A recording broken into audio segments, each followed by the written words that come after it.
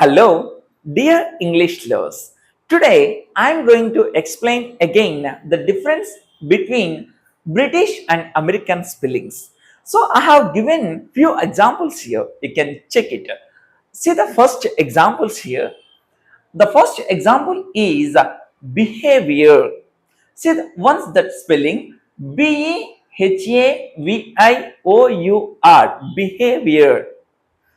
So అలానే American word ఒకసారి check చేస్తే కనుక this is the pronunciation is the same again this is also called behaviour but the spelling is the different బిఈహెచ్ఏవిఐఓఆర్.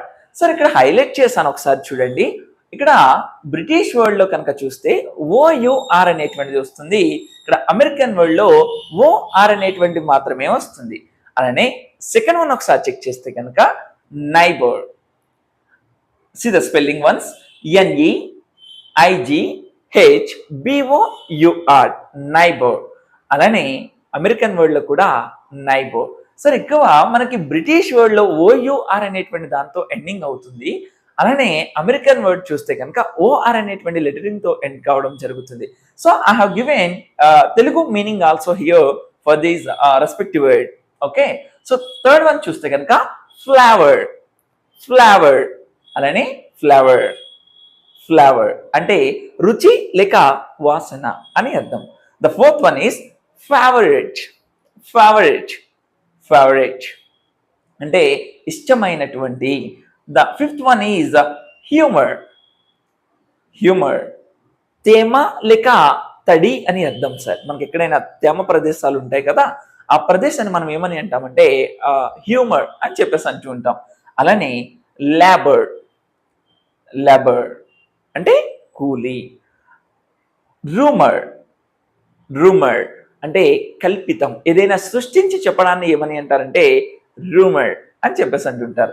Spellings మాత్రం మీరు చాలా క్లియర్గా చెక్ చేస్తున్నారు అనుకుంటున్నాను. అండ్ నెక్స్ట్ వన్ చూస్తే అపాలజైజ్. అపాలజైజ్. సో ఇక్కడ బ్రిటిష్ వర్డ్ వచ్చేసి కనుక ఐఎస్ఈ అనేటువంటి వర్డ్తో ఎండ్ అవుతుంది. అలానే అమెరికన్ వర్డ్ ఐజెడ్ఈ అనేటువంటి స్పెల్లింగ్ తో ఎండ్ కావడం జరుగుతుంది. అలానే నెక్స్ట్ వన్ చూస్తే కనుక మినిమైజ్. సో అలానే మినిమైజ్. మినిమైజ్ అంటే చిన్నదిగా చూపించడాన్ని ఏమని అంటారంటే మినిమైజ్ అని చెప్పేసి అంటుంటారు. సో క్లియర్ గా అర్థమైంది కదండి. సో ఇక్కడ మనకి ఏవైతే like British and American spellings అనేటువంటి చాలా దగ్గర సంబంధాలు అంటే సిమిలారిటీస్ ఉంటాయో అలాంటి కొన్ని స్పెల్లింగ్స్ ని మీకు ఎక్స్ప్లెయిన్ చేయడం జరుగుతుంది, ఇంక్లూడింగ్ తెలుగు మీనింగ్.